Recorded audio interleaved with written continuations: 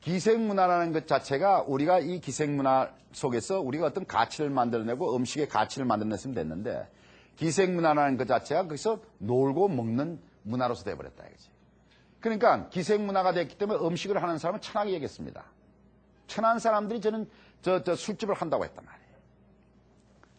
그래서 그런 것들이 결국은 오늘날의 우리의 문화를 천시하게 되는 하나의 요인을 제공해줬다 하는 겁니다. 그 다음에 여러분들 2차 음주 문화입니다. 빨리 먹고 야 2차 가자 다 그럽니다. 여러분들 아마 뭐 먹고 빨리 노래방 가려고 하면 그냥 호사닥 먹고 갈걸요. 그래서 굉장히 급합니다. 뭐 2차 가려고. 그냥 2차 문화도 우리의 어떤 여유를 갖다가 만들지 못하고 있다. 그러니까 이게 우리 전반적인 문제라는 거죠. 그리고 우리 한식 요리사를 우리나라에서 이것을 가치를 인정해줘 그 사람들을 존중해줘야 되는데 존중하지를 않습니다. 비하하고 있습니다. 그렇기 때문에 이 사람들이 먹고 살기 위해서 어디로 빠져나가느냐 결국 빠져나가는 것이 서양 요리를 다시 배우려고 합니다. 그게 문제가 되는 거예요. 그러니까 결국. 그리고 여러분들 정치가들하고 얘기해보면 텔레비에 나와서 뭐라 하면 우리 동네는 말이죠. 우리 그 구에는 무슨 푸짐하고 싸고 푸짐하고 맛있는 음식점이 굉장히 많습니다. 그럽니다. 근데 그게 자랑이 아닙니다. 사실.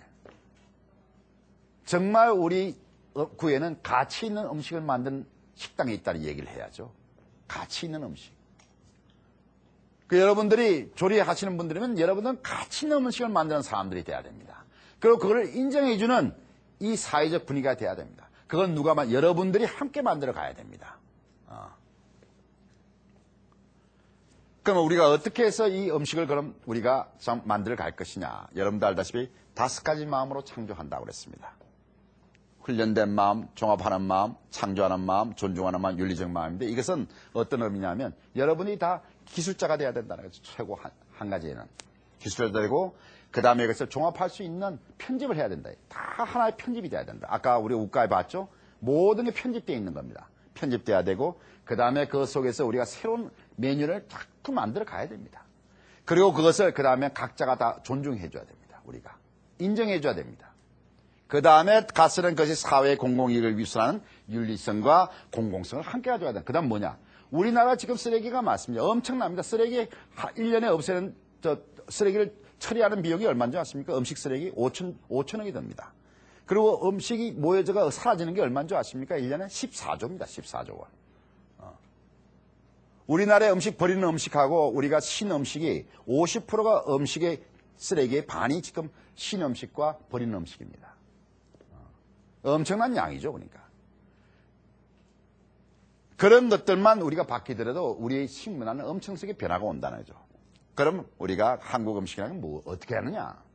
우리가 전문가들한테 들어야 된다는 거죠. 이제. 전문가들을 인정해야 된다는 겁니다. 그리고 전문가라는 것은 결국 다른 것이 아니라 요리만 하는 것이 아니라 인테리어, 건축, 복식, 영양학, 한의학, 금속공예학 모든 사람들이 다 하나에 모여서 함께 만들어 가야 될 것이라는 거죠. 음식이라는 것이. 그 다음에 뭐죠? 세분화해야 됩니다. 뭐냐? 이것을 표준화시키고 또 세분화시키고 그리고 편집하고 그런 식으로 해서 우리가 최고급 레스토랑도 있어야 되고 대중적인 것도 있어야 되고 패스트푸드용도 이제 각각 계층에 따라서 이게 만들어져야 된다는 거죠. 그냥 우리 음식이 다 똑같아요. 고깃집, 안 그러면 뭐 냉면집, 뭐 다 똑같습니다. 계층이 안 만들어져 있다는 거지. 그 다음에 우리가 한국 음식을 뭘 만드냐? 가치를 만들어야 된다는 거죠. 우리가 가치를 만들어야 됩니다. 그러기 위해서는 우리가 앞으로 국내외 전문가들이 신중한 공개 토론을 통해 가지고 차별화되고 창의적인 것을 갖다가 우리가 만들어내야 된다는 거죠. 그러면 우리가 누구가 어떻게 알릴 수 있느냐?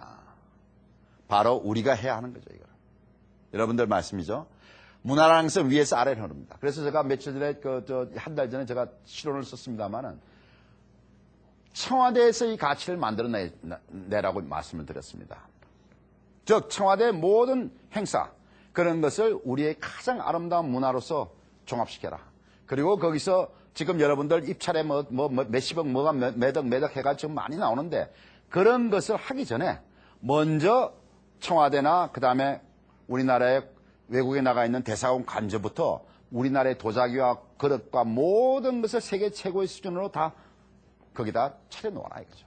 그러면 그 속에서 외국인들이 와서 우리 음식을 다양한 음식을 만들어주면서 거기서 우리가 새로운 우리 한식 자체가 창조가 될 것이라는 거지. 그거를 행정적으로 하기 힘드니 자 그러면 행정적으로는 나라에부터 먼저 시작하라는 거죠. 그 다음에 그걸 보고 미디어에서 그것을 갖다가 홍보를 하고 그럼으로써 국민들의 의식 수준을 높여주면서 자연스럽게 이것이 발전해 나갈 것이라는 거지. 그래서 그런 실론을 제가 한번 썼습니다. 그래서 한국 음식은 바로 우리의 미래라 하는 말씀을 여기서 이제 드렸습니다. 왜냐? 앞으로 우리가 뭘 하는데 앞으로 1차 계획은 4억 정도는 우리가 잡자 이거죠. 그런 식으로 하면서 2차 계획은 뭐 5개년, 10년 계획을 잡고 가야 됩니다. 이것은. 그러기 위해서는 우리가 산업화시킨 것처럼 우리의 음식도 산업화시켜야 된다는 거죠. 그것은 지금부터 시작입니다. 사실. 뭐 이거는 지금 1, 2, 3. 그래 내가 저 세계화라는 어떤 이슈화를 내건 것은 세계화라는 것은 사실 이슈화를 시키기 위해서 세계화를 했습니다. 다만 1번에서 3번까지 이 과정은 뭐냐? 결국 우리 한국 음식의 수준을 세계의 수준을 우리 스스로가 만들어야 됩니다. 이제 우리는 세계를 봤습니다. 다 답을 가지고 있습니다. 지금. 우리가 어떻게 행동하느냐가 중요한 거다. 우리가 행동하는 만큼 우리는 거둘 수 있다는 거죠. 그거 여러분들도 느끼실 겁니다. 그래서 1, 2, 3 단계는 그런 것이고 4, 5번은 이제 우리 수준이 그렇게 될 때는 자연스럽게 외국인들도 즐기게 될 것이고 그것이 해외로 나갈 수 있다는 거죠. 이것이 나는 한 10년 걸리지 않나 그렇게 생각합니다. 그래서 이제 마지막 여러분들한테 당부의 말씀을 드리려고 합니다. 여러분들 아시겠지만 음식을 섭취한다는 것은 기본적으로 생존을 위한 것입니다. 사실은. 더 나아가 우리의 정신과 감성을 지배하는 고도의 문화 행위입니다. 이것은. 그리고 우리는 식문화 역사를 통해서 무엇을 어떻게 먹느냐는 것이 그 민족의 교육과 의식 수준을 보여주는 지표라는 사실을 우리가 확인할 수 있었습니다. 사실. 음식 문화라는 것은 개인과 국가의 정체성이라고 우리가 할 수 있습니다. 그렇기 때문에 여러분들은 상상력을 발휘해가지고 이 시대의 화두인 웰빙 음식으로서의 새로운 한식 문화를 여러분들이 창조해야 되고 그것을 다듬어가지고 지구촌의 보편적 문화로서 발전시킬 여러분들이 사명을 가지고 있다고 나는 생각합니다. 그것은 우리가 음식을 넘어가지고 우리의 의식을 개혁하는 1인 동시에 국가 브랜드를 제고하는 일이라는 것을 여러분들이 명심해 줄 것을 당부드리고 싶습니다. 감사합니다. 오늘.